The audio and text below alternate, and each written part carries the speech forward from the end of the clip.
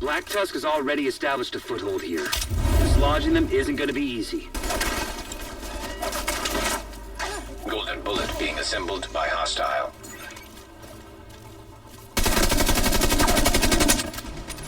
Yo, what's up, agents? How y'all doing? Hope everybody's hanging in there, being as safe as you guys need to be. So it is year 6, and it's been a while since we've covered StatFX builds. So while our ultimate definitive guide still, all that information holds true, we have some new things that have been brought to us since then. So in year 6, I just wanted to revisit this. As far as the maximum StatFX, again, that guide will get you to maximum damage. However, for actual gameplay, as you guys often know, the things that will get you the maximum damage are not the best builds to run in the game, particularly if you are running solo. That being said, we're bringing a build today that will work solo and in a group. It can put out substantial amounts of damage, particularly if you choose the right skills and you play smart. All right, so before getting into this, do me a favor. If you guys find this entertaining, learn something new, smashing that like button would be greatly appreciated. Hopefully by the end of this video, I will have earned you guys subscriptions. Best thing you can do to help my channel is to share this video. And do me a favor, anything you guys would do different or anything you guys want to see in the future, leave a comment down below. All right, let's get into year 6 StatFX. All right, guys, so while the firewall would net us 20% extra burn duration, overall we're going to get the most bang for the buck and the most damage running with the Technician. We'll also get some other peripheral benefits. Now, the Technician specialization, the number one thing we're going to get is Amp, which gives us +1 skill tier.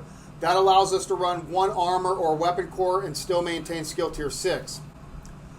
Secondly, you get a Faraday field from any deployed skill. This would be something like the turret, the hive, the remote pulse, things like that. Anything that's a stationary skill, you should be able to get the benefits of the Faraday field from that. You get the dismantling perk, which will allow you to do extra damage to basically any inorganic material.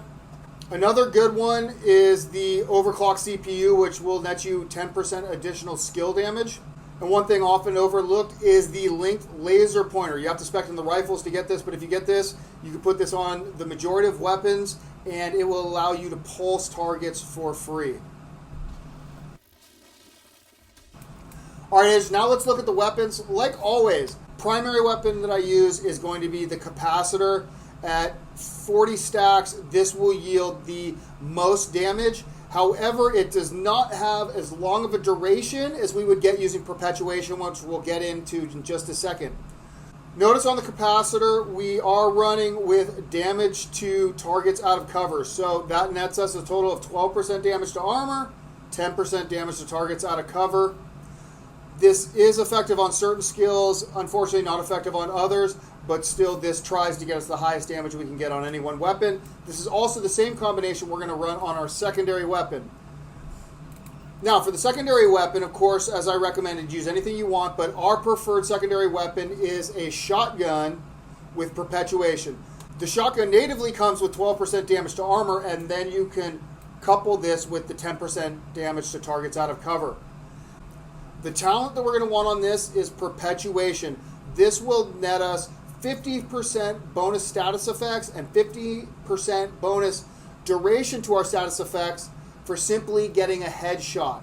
This does have a cooldown of 20 seconds, and so my standard method of practice would be to get perpetuation, use my first skill. Once perpetuation's proc, then I'll swap over to my capacitor as the damage will have been snapshot. I will then ramp up the damage with the capacitor. Once the perpetuation is, the cooldown is off, I get the choice of either swapping back and reprocking perpetuation, or oftentimes if I have the 40 stacks, I will elect to just maintain those and get the bonus skill damage and the overall damage. We do miss out on some duration, of course, because the perpetuation does provide that. I think for standard gameplay, keeping the capacitor stacks up is going to be your preferred method. Now, if I don't have a God Roll shotgun, You can use an LMG. The LMG will get you that 12% damage to targets out of cover, but then it limits you to 6% damage to armor. But basically the same thing, and you do get a bit more range out of an LMG, not to mention quite a few more bullets in the mag. Belt. You know what I'm saying. Now, for our sidearm, you got a couple different choices. You can go with a sawed-off shotgun, so you could get basically the same thing as a standard shotgun where you get the 12% damage to armor, 10% damage to targets out of cover. You can use In Sync on this. You could use Future Perfect on this if you wanted an overcharge. You could have a second perpetuation ready to rock on this, particularly if you're using an LMG instead of a shotgun. You may go that route. Yeah.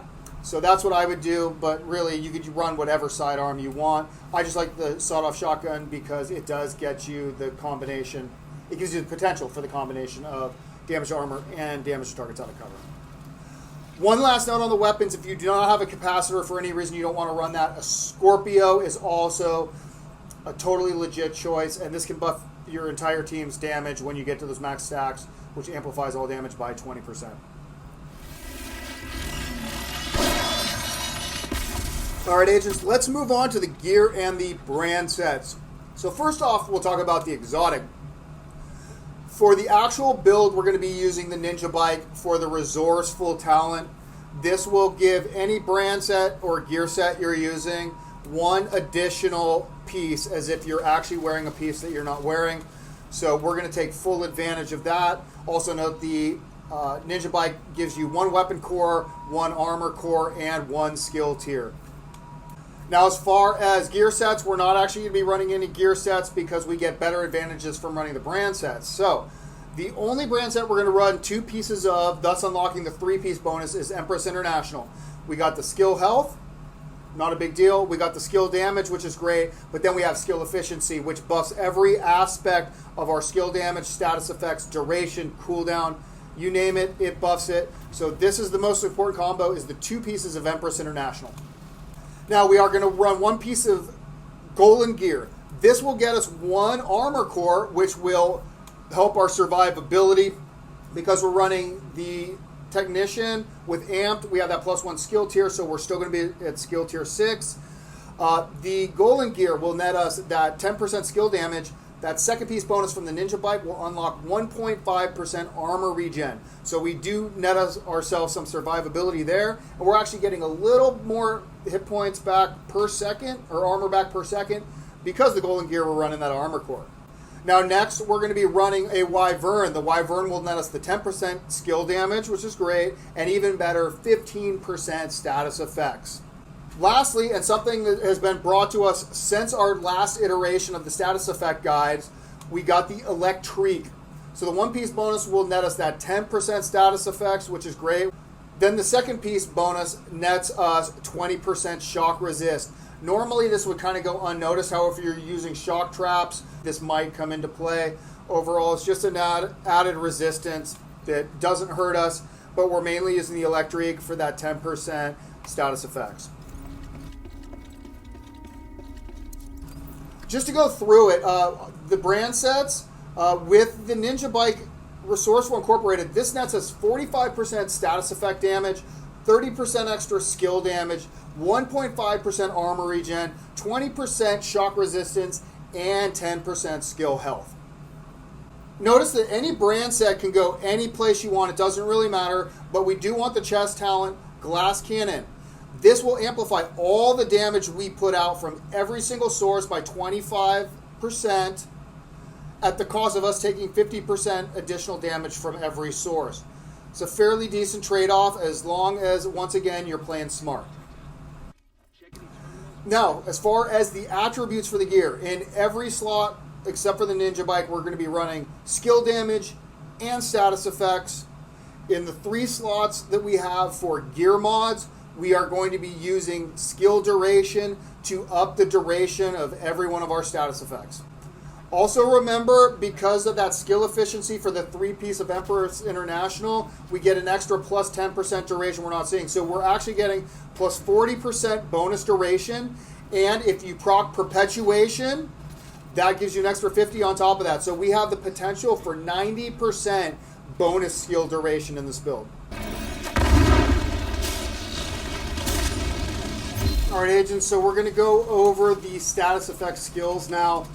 Not only am I going to show you in the range where we are kind of in the best case scenario for damage, I'm also going to show each skill at the very beginning of Grand Washington Hotel, just so you guys can get an idea of how it works in practice. And in case any of you have not seen these or not tried using these skills yet, you'll get an idea of how it works, how it operates this way. So let's get into the skills.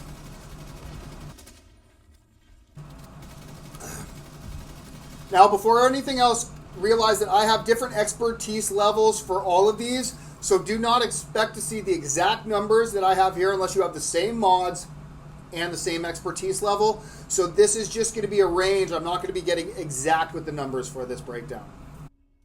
All right, guys, so first let's talk about the Stinger Hive. Okay, here we go. That should get their attention. Head to the surface, east side of the building. Once you're inside, find a way to the atrium. So the Stinger Hive at base, when we throw it out, will do about 1.8 million on the initial explosion, and then we're going to be looking at about 123,000 per tick of the bleed. That's totally base, no buffs. Now, if we break out the shotgun with the damage, and every time we're talking about adding perpetuation, keep in mind there's going to be the 12% damage to armor and 10% damage to targets out of cover associated with that as well. That's also true for the capacitor 40 stacks. So perpetuation will net us 1.8 million, so basically the same damage from the explosion, but 144k per tick of the bleed. Now moving to the capacitor with 40 stacks, you can expect to see about 2.3 to 2.4 million with the initial explosion and about 148k per tick. Now keep in mind with our maximum status effect damage build, we were able to hit 2.1 million with the initial explosion and 168k per tick. So about 15% overall difference, give or take there, but we gain a lot of survivability. And in order to get that max damage, you have to go through a lot of steps and procedures to make sure that the loop for damage stays consistent the whole time. So considering how easy this build is, it's definitely way more worth it to run this build than the max damage build. Next, let's talk about the sticky bomb. Stock with this burn sticky, we're looking at about 775k per tick. Golden bullet received. If we proc perpetuation, that's going to bump us way up to about 972k per tick. If we get the capacitor at 40 stacks, we're going to be looking at just over 1 million damage per tick. And when we compare this with the maximum damage build, that's compared to about 1.06 million. All right, next let's talk about the Explosive Seeker. So the Explosive Seeker explodes and then causes bleed. Inside the building? Oh, no shit. What caused it? Once you're inside, find a way to the atrium. So the Explosive Seeker will do about 4.7 million on the direct impact. It will bleed for 127,000 as the base. Adding perpetuation, we end up with about 4.9 million on the initial explosion and then 148,000 per tick of that bleed. Then when we add the capacitor at 40 stacks, that's going to buff the damage all the way up to 6.8 million on that direct explosion and 153,000 per second. And just for reference, our fully maxed out build, we get about 8 million on direct explosion and 196,000 per tick of the bleed. Shrapnel traps. Head to the service entrance on the east side of the building. What the fuck was that? Once you're inside, find a way to the atrium. As anyone who's used them will expect, they do so much damage and everything happens so clear, it's really hard to get any bleed numbers. I was able to get maximum bleed numbers for the maxed out build. I don't even know how it happened, but we got those numbers. I was unable to get 0 numbers of bleed, either the base form, which did about 3 million if they were stepping directly on the traps. You had perpetuation, and for some reason that kicked it up to about 3.9 million, and we were able to hit about 4 million at capacitor with 40 stacks. So just to give you an idea, when we maxed it out, we were able to hit 3.5 million with the initial explosion, but we were bleeding for 95k per tick. And I will note the bleed on the shrapnel traps hardly matters, as it tends to kill just about anything but the hardiest of foes as soon as they step on one of them. Now moving on to the incinerator turret.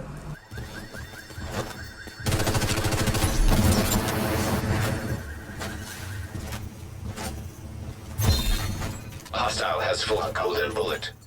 At the base, we're looking at the burn being about 350,000 per second. Now, as soon as we add in perpetuation, that's going to jump up to 410k per second. We kick in the capacitor times 40, we're looking at 422k per second. And with the maxed out StatFX build, we were able to hit 492k per second. The reality is, in almost any situation where you're going to use the incinerator turret, you're going to go with the Exuro gear set and get the prototype turret that's 360 degrees and does significantly more damage than this.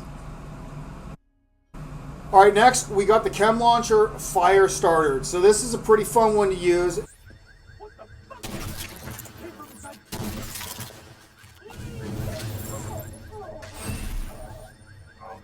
At base, you're looking at a burn of 528,000 per second.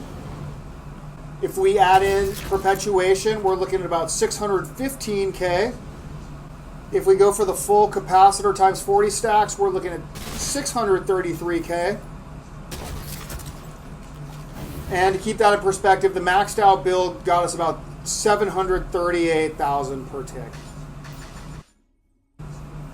The last skill of note to mention is the Airburst Seeker Mine. That should get their attention. Head to the service entrance on the east side. Agent received a golden bullet. This one takes a bit of skill. This is a difficult skill to use. If you can get the hang of it, it can be pretty effective. Like any burn skill, it is totally ineffective against any inorganic material, so that's one of the cruxes of using it. Anyway, Airburst at base, 544k per tick. We add in perpetuation, we're looking at 633k per tick. Cap 40, 651k per tick. And the Airburst Seeker Mine at max status effect damage can do upwards of 860k per tick. Alright, so that pretty much wraps it up for all of the status effect skills we would consider using. Also remember there's other things that this can help buff, like say the vial mass damage, status effects from any of the gear sets, the ongoing directive, the Exuro. Overall this is a really fun build, but I will note that, there are significantly more powerful builds in the game. Even if you're looking at spreading status effects around, you'd want to go Eclipse Protocol. For the incinerator turret, Exuro, bleed, you got the ongoing directive. There's just so many different ways you can mix and match the gear sets. But this is totally viable, fun, and if you're just looking for something different, this build can be a lot of fun. As far as the skills I prefer to run, as you guys have seen in the background, I like the big damage of the Burn Sticky Bomb. Unfortunately, any inorganic material it's going to be ineffective against, and that's why we got the Stinger Hive. Also, the Stinger Hive is great because it can be used as an offensive or a defensive weapon. So, that's where I personally choose this. Now, there are other status effect skills that do not proc damage, so like things like the pulses and things like that, we didn't bother getting into those. Be it noted that the EMP pulse, the damage that would do to inorganic material and robotics and stuff would be greatly enhanced with this. Alright, so I think that pretty much for the most part wraps up status effects in year 6. Again, the original guide, which it will be linked down below as well, the original Ultimate Guide still holds true. The only thing that is brand new that I can tell is the addition of the Electrique gear set, or brand set rather, which ultimately is great for that one-piece 10% status effects. Even if you're not using the Ninja Bike build, you could easily substitute this.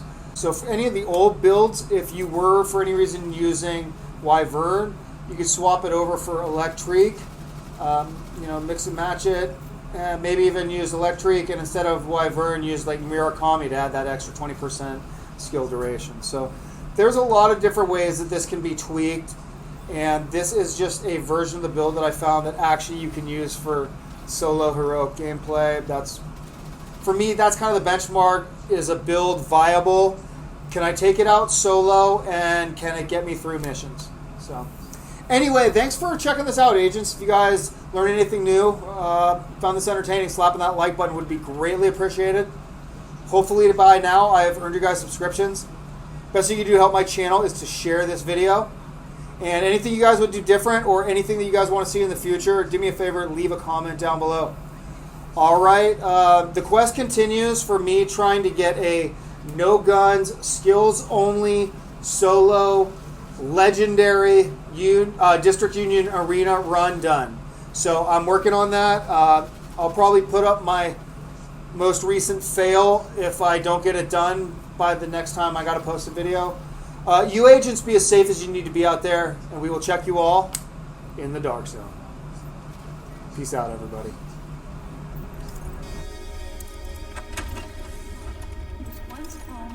Flowing water, as evidenced by these images. At one point, more than 3.8 billion years ago, up to 1/3 of the Martian surface could have been covered by oceans. Martian exploratory craft have sent out of more recent water flows as well, ranging from gullies and dried river systems to what appear to be ancient lake beds. There are also minerals present on the surface of Mars that could only have been formed in a liquid water environment. Today, water can be found on Mars largely as ice at the Martian North Pole.